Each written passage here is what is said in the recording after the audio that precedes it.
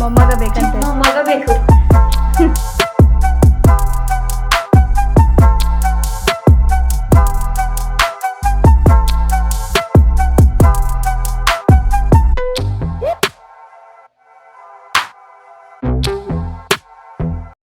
Hi ಎಲ್ಲರಿಗೂ welcome back to Anu Gowda Kannada vlogs. ನಾನು ನಿಮ್ಮ ನೀವೆಲ್ಲರೂ ಹೇಗಿದ್ದೀರಾ? ಚೆನ್ನಾಗಿದ್ದೀರಾ? ವೆಲ್ಕಮ್ ಬ್ಯಾಕ್ ಹೊಸ ವ್ಲಾಗ್ಗೆ. ನಿಮಗೆ ಯಾರೆಲ್ಲ ಹೊಸದಾಗಿ ನನ್ನ ಚಾನಲ್ನ ನೋಡ್ತಾ ಇದ್ರು ಪ್ಲೀಸ್ ಚಾನಲ್ನ ಸಬ್ಸ್ಕ್ರೈಬ್ ಮಾಡಿಕೊಂಡು ವೀಡಿಯೋಸ್ಗಳನ್ನ ಸಪೋರ್ಟ್ ಮಾಡಿ ಅಂತ ಕೇಳ್ಕೊತೀನಿ. ಯಾರೆಲ್ಲ ಸಪೋರ್ಟ್ ಮಾಡ್ತಾ ಇದ್ದೀರಾ ಸಬ್ಸ್ಕ್ರೈಬ್ ಮಾಡಿಕೊಂಡು ಅವರಿಗೆಲ್ಲ ತುಂಬ ಹೃದಯವಾದ ಧನ್ಯವಾದಗಳನ್ನ ತಿಳಿಸ್ತೀನಿ. ಸೊ ಇವತ್ತಿನ ವ್ಲಾಗ್ನ ಶುರು ಮಾಡೋಣ. ಮಧ್ಯಾಹ್ನದಿಂದ ಶುರು ಮಾಡಿದ್ದೀನಿ ಆ್ಯಂಡ್ ಇವಾಗ ಅಪ್ಪುನ ಹೋಗಿ ಕರ್ಕೊಂಡು ಬರಬೇಕು. ಹಾಗೆ ತುಂಬ ಕೆಲಸಗಳಿದೆ ಆ್ಯಂಡ್ ಅಕ್ಕ ಮನೆಗೆ ಹೋಗ್ತಾ ಇದ್ದೀನಿ. ಯಾಕೆ ಅಂದರೆ ಸ್ವಲ್ಪ ವರ್ಕ್ ಇತ್ತು, ನನಗೆ ಹೇರ್ ಸ್ಟೈಲ್ ವರ್ಕ್ ಇತ್ತು, ಹಾಗಾಗಿ ಅಲ್ಲೇ ಹೋಗೋಣ. ಹಾಗೆ ಅಕ್ಕ ತುಂಬ ದಿವಸದಿಂದ ಒಂಥರ ಬೈಕೆ, ಅದೇ ಬಸ್ರು ಬೈಕೆ ಅಂತಾರಲ್ಲ ಆ ಥರ ಶಾವಿಗೆ ತಿನ್ನಬೇಕು, ಇದ್ಕಿದ ಬೇಳೆ ಸಾರು ತಿನ್ನಬೇಕು ಅಂತ ಹೇಳ್ತಾನೆ ಇದ್ರು. ಸರಿ ಆಯಿತು, ಹೇಗೋ ಈ ವಾರ ನನಗೆ ಕೆಲಸ ಇದೆ, ನಾನು ಕೂಡ ಬರ್ತೀನಿ, ಅಮ್ಮನೂ ಕೂಡ ಬರೋಕ್ಕೆ ಹೇಳ್ತೀನಿ, ಮಾಡೋಣ ಅಂತ ಹೇಳ್ಬಿಟ್ಟು ಅಂದ್ಕೊಂಡ್ವಿ, ಡಿಸೈಡ್ ಮಾಡಿದ್ವಿ. ಸೊ ಹಾಗಾಗಿ ಅಕ್ಕ ಮನೆಗೆ ಹೋಗ್ತಾ ಇದ್ದೀನಿ. ಹೀಗೆಲ್ಲ ಇರುತ್ತೆ ಅನ್ನೋದನ್ನ ನೀವು ಕೂಡ ಕೊನೆಯವರೆಗೂ ನೋಡಿ ಸಪೋರ್ಟ್ ಮಾಡಿ ಅಂತ ಕೇಳ್ಕೊಳ್ತೀನಿ. ಇನ್ನು ಮೊದಲು ಇವಾಗ ಹೋಗಿ ಅಪ್ಪನ ಕರ್ಕೊಂಡು ಬರಬೇಕು. ಆಲ್ಮೋಸ್ಟ್ ಒಂದೂವರೆ ಆಯಿತು. ನಾನು ಕೂಡ ಬೆಳಗ್ಗಿಂದ ಇರೋ ಬರೋ ಕೆಲಸಗಳನ್ನೆಲ್ಲ ಮುಗಿಸಿ ನಾನು ಕೂಡ ಫ್ರೆಶ್ ಅಪ್ ಆಗಿ ಆ ದೇವ್ರ ಪೂಜೆಗೆಲ್ಲ ರೆಡಿ ಮಾಡಿ ಇಟ್ಟೆ. ಯಾಕಂದರೆ ನಾನು ಅಕ್ಕ ಮನೆಗೆ ಹೋದರೆ ನಾಳೆ ಅವರು ಪೂಜೆ ಎಲ್ಲ ಮಾಡ್ಕೊಳ್ತಾರೆ.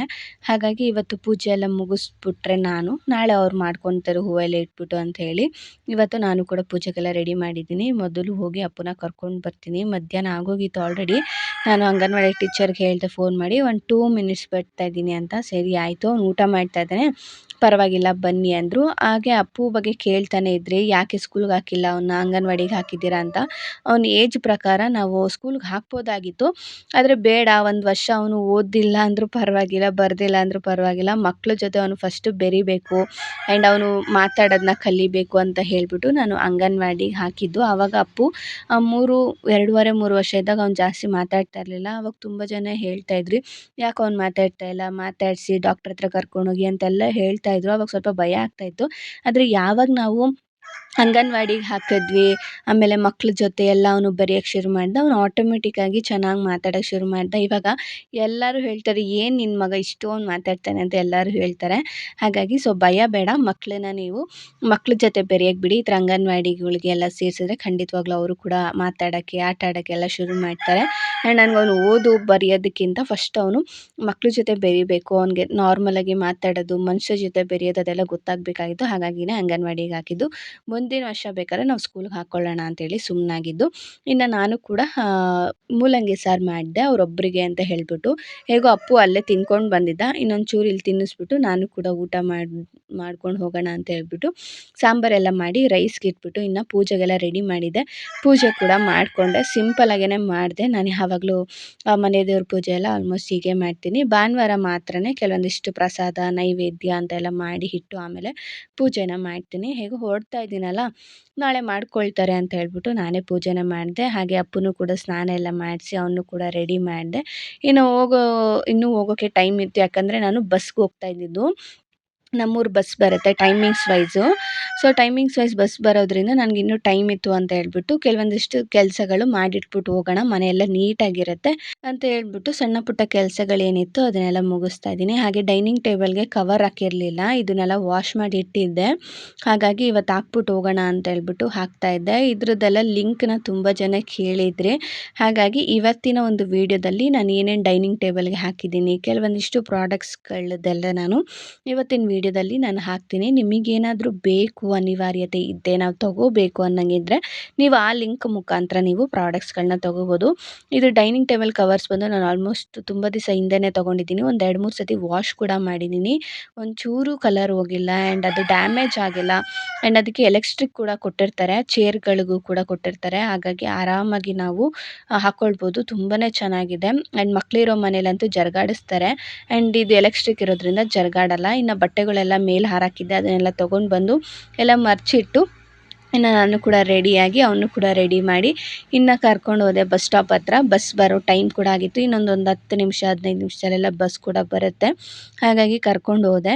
ಇನ್ನು ಕರೆಕ್ಟಾಗಿ ಬಸ್ ಕೂಡ ಬಂತು. ಹೋಗೋ ಅಷ್ಟೊತ್ತಿಗೆ ಒಂದು 6 ಗಂಟೆ 6:30 ಅನ್ನಂಗೆ ಆಗಿತ್ತು. ನಾವು ಕೂಡ ಅಕ್ಕ ಮನೆಗೆ ಹೋಗಿ ರೀಚ್ ಆಗಿ ಕೂತ್ಕೊಂಡಿದ್ದೆ. ಅಕ್ಕ ಇನ್ನೂ ಬಂದಿರಲಿಲ್ಲ. ಬೀಗ ಕೂಡ ಎಲ್ಲೂ ಇಟ್ಟೋಗಿರಲಿಲ್ಲ. ಹಾಗಾಗಿನೇ ಕೂತಿದ್ದೆ. ಹೇಗೋ ಊರಿಂದಲೇ ನಾನು ಅವರೆಕಾಯಿನ ತಂದಿದ್ದೆ. ಇಲ್ಲೆಲ್ಲ ಸ್ವಲ್ಪ ಜಾಸ್ತಿ ಹೇಳ್ತಾ ಇದ್ರು ಅಂತ ಹೇಳಿದರು ಅಕ್ಕ. ಹಾಗಾಗಿ ನಮ್ಮೂರ ಕಡೆ ಎಲ್ಲ ಸ್ವಲ್ಪ ಕಮ್ಮಿ ಆ್ಯಂಡ್ ಬೆಳೆದಿರೋರು ಅಷ್ಟೇ ಸ್ವಲ್ಪ ಕಮ್ಮಿ ಕೊಡ್ತಾರೆ. ಕೆಜಿಗೆ 35, 40 ರೂಪಾಯಿ ಆ ಥರದ್ದೆಲ್ಲ ಕೊಡ್ತಾರೆ. ಹಾಗಾಗಿ ನಾನೇ ತೊಗೊಂಡು ಬಂದು ಇನ್ನು ಬಿಡಿಸೋಣ ಅಂತೇಳಿ ಕೂತ್ಕೊಂಡೆ. ಅವ್ರನ್ನ ಮಾತಾಡ್ಸ್ತಾ ಇದ್ದೆ. ಅಷ್ಟೊತ್ತೊಳಗೆ ಅಕ್ಕನೂ ಮತ್ತು ಭಾವ ಇಬ್ಬರೂ ಬಂದರು ಕೆಲಸದಿಂದ. ಅಕ್ಕ ಜಾಬ್ಗೆ ಹೋಗ್ತಾ ಇದ್ದಾರೆ. ಅವ್ರು ಇನ್ನೂ 1 ಮಂತ್ ಕಂಟಿನ್ಯೂ ಮಾಡ್ತಾರೆ. ಹಾಗಾಗಿನೇ ಇನ್ನು ಸಂಜೆ ನಾನೇನು ವಿಡಿಯೋ ಮಾಡ್ಕೊಳಕ್ಕಾಗಿಲ್ಲ. ಇನ್ನು ನೆಕ್ಸ್ಟ್ ಡೇ ಮಾರ್ನಿಂಗು ನನಗೆ ವರ್ಕ್ ಇತ್ತು. ಏನು ವರ್ಕ್ ಅಂದರೆ ನನ್ನ ಫ್ರೆಂಡು ಕೂಡ ಮೇಕಪ್ ಆರ್ಟಿಸ್ಟ್. ಅವರು ಕೂಡ ಅವರ ರಿಲೇಟಿವ್ಸ್ ಎಲ್ಲ ಒಂದು ಮೇಕಪ್ ಇತ್ತು. ಅವರು ಹೇರ್ ಸ್ಟೈಲ್ಗೆ ಅಂತ ಹೇಳ್ಬಿಟ್ಟು ನನ್ನ ಕರೆದಿದ್ರು, ಮಾಡಿಕೊಡು ಅಣೋ ಅಂತ ಹೇಳ್ಬಿಟ್ಟು. ಸರಿ ಆಯಿತು ಬರ್ತೀನಿ ಅಂತ ಹೇಳಿಬಿಟ್ಟು ನಾನು ಕೂಡ ಲೊಕೇಶನ್ನ ರೀಚ್ ಆದೆ. ಅಷ್ಟೊತ್ತೊಳಗೆ ಅವರು ಕ್ಲೈಂಟ್ಸ್ ಕೂಡ ಬಂದರು. ಅವ್ರು ಮೇಕಪ್ ಮಾಡ್ಲಿಕ್ಕೆ ಸ್ಟಾರ್ಟ್ ಮಾಡಿಕೊಂಡ್ರು ಆ್ಯಂಡ್ ಅವ್ರು ಕೇಳಿರೋ ಥರನೇ ನಾನು ಅವ್ರಿಗೆ ಮೆಸ್ಸಿ ಹೇರ್ನ ಹಾಕಿದೆ ಫಸ್ಟು.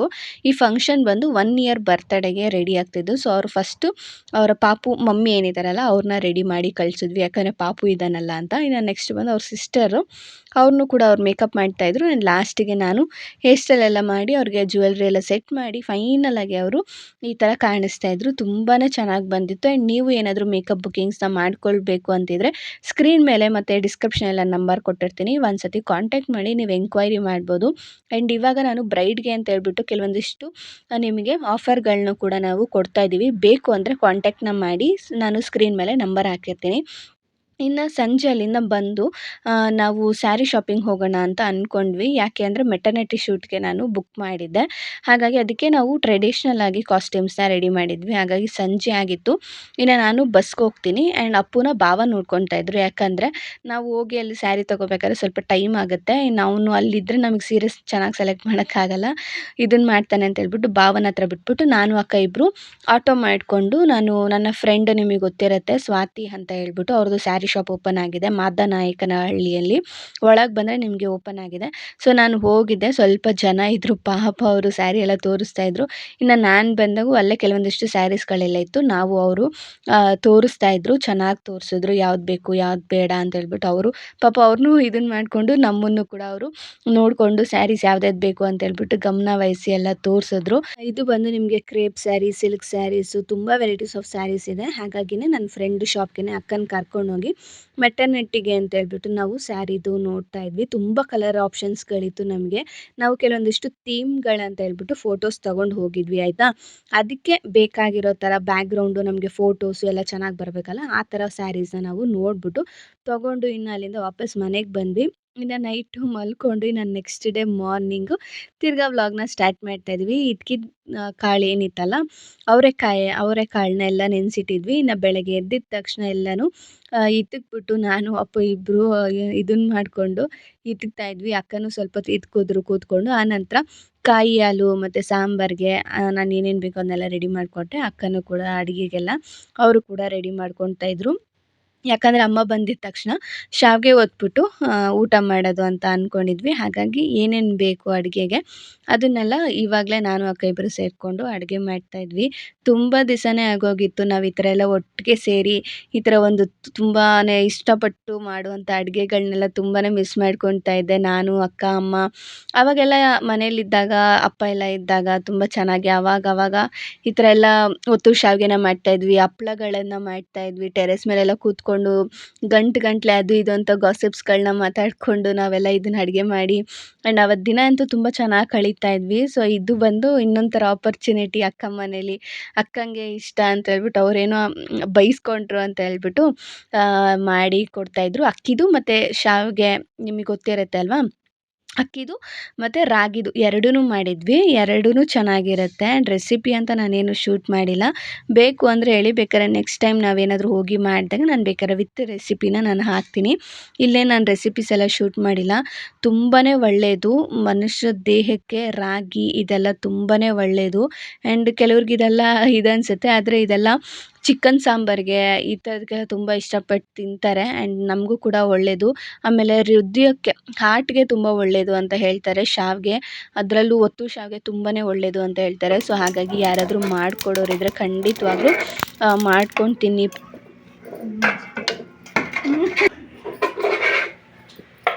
ಇವ್ರು ಯಾರೋ ಭಟ್ರು ಸರಿ ಇಲ್ಲ, ಸರಿಯಾಗಿ ಉಂಡೆ ಕಟ್ಟಿಲ್ಲ. ಸೂಪರಾಗಿ ಮಾಡ್ತೀನಿ.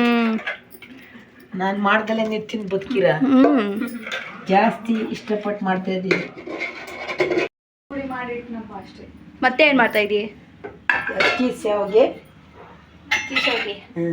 ಅಕ್ಕಿ ಹಸಿಟ್ಟನ್ನ ಮೆಂತ್ಯ ಪುಡಿ ಹಾಕ್ಕೊಂಬಿಟ್ಟು ಅಮ್ಮ ಹಿಟ್ಟು ಥರ ತೊಳಸೋದು.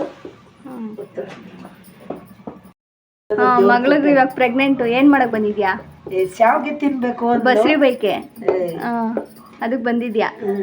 ಮಾಡಿಕೊಟ್ಟು ಹೋಗೋಣ ಅಂತ ಓಡ್ ಬಂದು. ಹೆಂಗ ಅನ್ಸ್ತಾ ಇದ್ ಮಗಳು ಪ್ರೆಗ್ನೆಂಟು? ಖುಷಿ ಆಗುತ್ತೆ.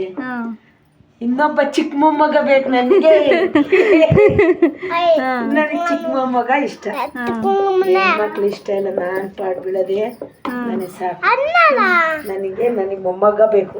ಮೊಮ್ಮಗ ಬೇಕಂತ? ಮೊಮ್ಮಗ ಬೇಕು.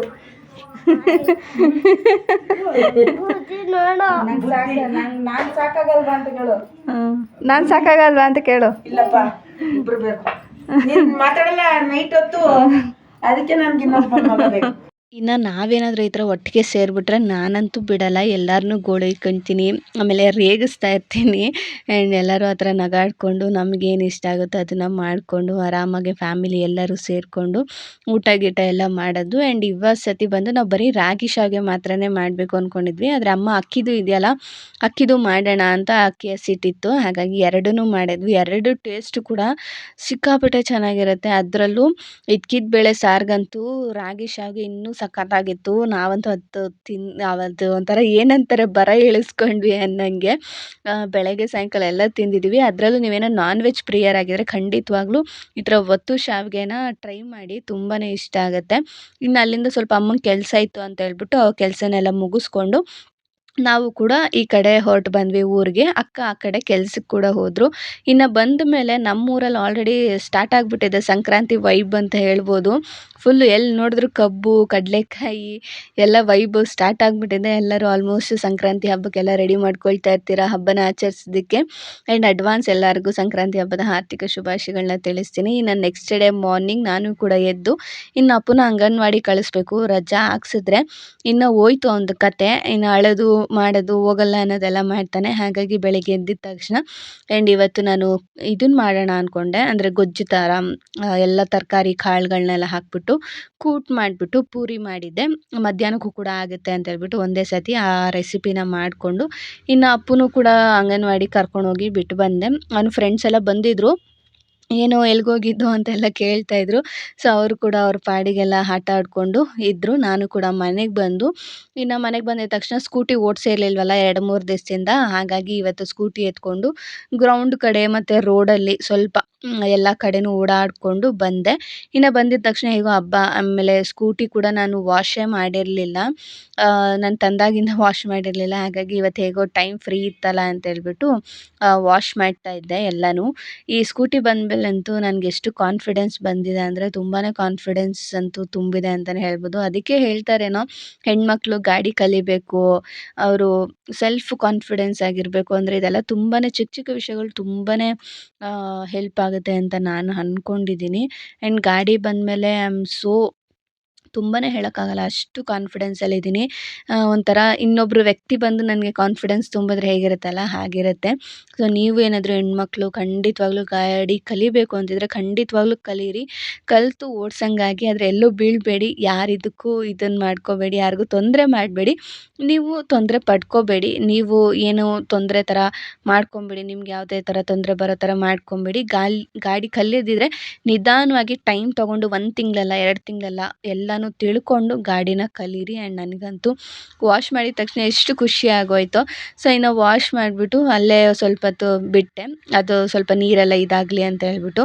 ಇನ್ನು ಹೊಸ ಅಭ್ಯಾಸಗಳನ್ನ ನಾನು ಕೂಡ ರೂಢಿ ಮಾಡ್ಕೊಂಡಿದ್ದೀನಿ. ಇನ್ನು ಮನೆಗೆ ಬಂದರೆ ನಂಗೆ ಟೈಮ್ ಸಿಕ್ಕಿದ್ರೆ ಫೋನ್ ನೋಡೋದ್ರ ಬದಲು ನಾನು ಬುಕ್ಸ್ಗಳನ್ನ ಓದ್ಲಿಕ್ಕೆ ಸ್ಟಾರ್ಟ್ ಮಾಡ್ಕೊಂಡಿದ್ದೀನಿ. ಆ್ಯಂಡ್ ನಾನು ಹೋದ ಸತಿ ಒಂದು ವೀಡಿಯೋ ಮಾಡಿದಾಗ ಹೇಳಿದೆ, ಬುಕ್ಸ್ಗಳನ್ನ ಓದಬೇಕು ಅಂತ ಅಂದ್ಕೊಂಡಿದ್ದೀನಿ, 4 ಗೋಡೆ ಮಧ್ಯೆ ಇರ್ತೀನಿ, ತುಂಬಾ ಒಂಥರ ಅನಿಸ್ತಾ ಇರುತ್ತೆ ಅಂತ ಹೇಳ್ಬಿಟ್ಟು. ಸೊ ನನಗೆ ಸಜೆಸ್ಟ್ ಮಾಡಿದ್ದು, ಬುಕ್ಸ್ನ ಓದು, ನಿಂಗೆ ತುಂಬಾ ರಿಲೀಫ್ ಅನಿಸುತ್ತೆ ಅಂತ. ಸೊ ಫಸ್ಟ್ ಬುಕ್ ನಂಗೆ ರೆಫರ್ ಮಾಡಿದ್ದೆ ಹೇಳಿ ಹೋಗೋ ಕಾರಣ. ಇನ್ಸ್ಟಾಗ್ರಾಮಲ್ಲಿ ನಾನು ಜಸ್ಟ್ ಹಂಗೆ ಅಂದ್ಕೊಂಡಿದ್ದೆ ಅಷ್ಟೇ. ಬರೀ ಇನ್ಸ್ಟಾಗ್ರಾಮಲ್ಲಿ ಇದೇ ಬುಕ್ ಬಗ್ಗೆನೇ ಬರ್ತಾಯಿತ್ತು. ಊರ್ಮಿಳಾ, ಹಿಮವಂತ ಮತ್ತು ಪ್ರಾರ್ಥನಾ, ಈ ಪಾತ್ರಗಳೆಲ್ಲ ತುಂಬಾ ಹೇಳ್ತಾಯಿದ್ರು. ಏನಿದ್ರ ಬಗ್ಗೆ, ಕತೆ ಬಗ್ಗೆ ನಾನು ತಿಳ್ಕೋಬೇಕು ಅಂತೇಳಿ ಫ್ಲಿಪ್ಕಾರ್ಟಲ್ಲಿ ನಾನು ಈ ಬುಕ್ಕನ್ನ ಆರ್ಡ್ರ್ ಮಾಡಿ ತರಿಸ್ಕೊಂಡು ಇವಾಗ ಓದ್ತಾ ಇದ್ದೀನಿ. ತುಂಬಾ ಚೆನ್ನಾಗಿದೆ. ಏನೋ ಒಂಥರ ಫುಲ್ ಮಿಕ್ಸಿಡ್ ಫೀಲಿಂಗ್ ಅಂತಲೂ ಅನಿಸುತ್ತೆ ನಿಮಗೆ, ಅಷ್ಟು ಚೆನ್ನಾಗಿದೆ. ಇನ್ನು ಟೈಮ್ ಇತ್ತು, ಇನ್ನು ಅಪ್ಪನ ಹೋಗಿ ಕರ್ಕೊಂಡು ಬಂದುಬಿಟ್ಟು ಸ್ವಲ್ಪ ತರಕಾರಿಗಳನ್ನೆಲ್ಲ ತೊಗೊಂಡು ಬಂದಿದ್ದೆ. ಹಾಗೆ ಸೊಪ್ಪು ಕೂಡ ಕೊಟ್ಟಿದ್ದರು, ಇಲ್ಲೇ ನಮ್ಮ ಊರಲ್ಲೇ ಮಾರ್ಕೊಂಡು ಬರ್ತಾರಲ್ಲ, ಸೊಪ್ಪುಗಳೆಲ್ಲ ಕೊಟ್ಟಿದ್ದರು. ಪಾಲಕ್ ಸೊಪ್ಪು ಮತ್ತು ಮಿಕ್ಸ್ ಸೊಪ್ಪೆಲ್ಲ ತುಂಬಾ ಚೆನ್ನಾಗಿತ್ತು. ಹಾಗಾಗಿ ತೊಗೊಂಡು ಅದನ್ನು ಕೂಡ ಹಾಡೆಲ್ಲ ಹಾಕ್ಕೊಂಡು ಬಿಡಿಸ್ಬಿಟ್ಟು ಎಲ್ಲ ಎತ್ತಿಕ್ತಾ ಇದ್ದೀನಿ. ನಾನು ಪಾಲಕ್ ಗ್ರೇವಿ ಮಾಡೋಣ ಅಂತೇಳಿ ಅಂದ್ಕೊಂಡು ಪಾಲಕ್ ಸೊಪ್ಪು ಇದನ್ನೆಲ್ಲ ತೊಗೊಂಡು ಬಂದು ಎಲ್ಲನೂ ನೀಟಾಗಿ ಅರೇಂಜ್ ಮಾಡಿ ಇಟ್ಕೊಳ್ತಾ ಇದ್ದೀನಿ. ಆ್ಯಂಡ್ ಈ ಬ್ಯಾಗ್ಗಳನ್ನ ನಾನು ಮೀಶೋದಲ್ಲೇ ತೊಗೊಂಡಿದ್ದು. ನೆಟ್ಟೆಡ್ ಬ್ಯಾಗ್ಸು, ಪ್ಯಾಕ್ ಆಫ್ 12 ಬರುತ್ತೆ. ನಿಜವಾಗ್ಲೂ ಎಷ್ಟು ಯೂಸ್ಫುಲ್ ಆಯಿತು ಅಂದರೆ, ನನಗೆ ಪ್ಲಾಸ್ಟಿಕ್ ಕವರ್ಗಳು ಒಂದೂ ನಾನು ಫ್ರಿಜ್ಜಲ್ಲಿ ಇವಾಗ ಇಡಂಗೆ ಇರಲ್ಲ. ಈ ಥರ ತರಕಾರಿ, ಸೊಪ್ಪು ಎಲ್ಲನೂ ನಾನು ಈ ಥರ ಬ್ಯಾಗ್ ಒಳಗೆ ಹಾಕಿ ಇಟ್ಬಿಡ್ತೀನಿ. ಎಷ್ಟು ಚೆನ್ನಾಗಿರುತ್ತೆ ಗೊತ್ತಾ, ಫ್ರೆಶ್ ಆಗಿ ಇರೋ ಥರ ಅನಿಸುತ್ತೆ. ಹಾಗಾಗಿ ನಮ್ಗೆ ಯಾವಾಗ ಬೇಕೋ ಆವಾಗ ಅದನ್ನ ಬ್ಯಾಗ್ ಒಂದನ್ನು ಎತ್ಕೊಂಡು ನಾವು ಯೂಸ್ ಮಾಡಿ ಆಮೇಲೆ ತಿರ್ಗಾ ಅದನ್ನೇ ಫ್ರಿಜ್ ಒಳಗೆ ಇಟ್ಟರೆ ಆಯಿತು. ತುಂಬಾ ನೀಟಾಗಿರುತ್ತೆ. ಫ್ರಿಜ್ಜು ಕೂಡ ಮೆಸ್ಸಿ ಅನಿಸಲ್ಲ. ನಮಗೂ ಕೂಡ ಅಡುಗೆ ಮಾಡಬೇಕಾದ್ರೆ ಒಂಥರ ಸ್ಟ್ರೆಸ್ ಅನಿಸಲ್ಲ. ಅಯ್ಯೋ ಇದು ಯಾವುದು ಅದ್ಯಾವುದು ಅಂತ ನಮಗೆ ಇದನ್ನು ಮಾಡ್ಕೊಂಡು ಕೂತ್ಕೊಳ್ಳೋಕ್ಕಾಗಲ್ಲ. ಇನ್ನು ತರಕಾರಿಗಳು ಇಡ್ಬೋದಾ ಇದರಲ್ಲಿ ಅಂದರೆ ಖಂಡಿತವಾಗ್ಲೂ ಇಡ್ಬೋದು. ಆ್ಯಂಡ್ ಇವತ್ತಿನ ದಿನ 2-3 ದಿವಸ ಅಂತೂ ತುಂಬ ಚೆನ್ನಾಗೋಯಿತು. ಆ್ಯಂಡ್ ಎಷ್ಟು ಬೇಗ ದಿನಗಳು ಹೋಗ್ತಾ ಇದೆ. ಆಗಲೇ ಸಂಕ್ರಾಂತಿ ಹಬ್ಬ ಕೂಡ ಬಂದುಬಿಡ್ತು. ಎಲ್ಲರೂ ಹಬ್ಬಕ್ಕೆ ರೆಡಿ ಮಾಡ್ಕೊಳ್ತಾ ಇದ್ದೀರಾ ಅಂತ ಅಂದ್ಕೊಂಡಿದ್ದೀನಿ. ಸಿಗ್ತೀನಿ ಮುಂದಿನ ವೀಡಿಯೋದಲ್ಲಿ. ಅಲ್ಲಿವರೆಗೂ take care, bye bye. Thank you for watching.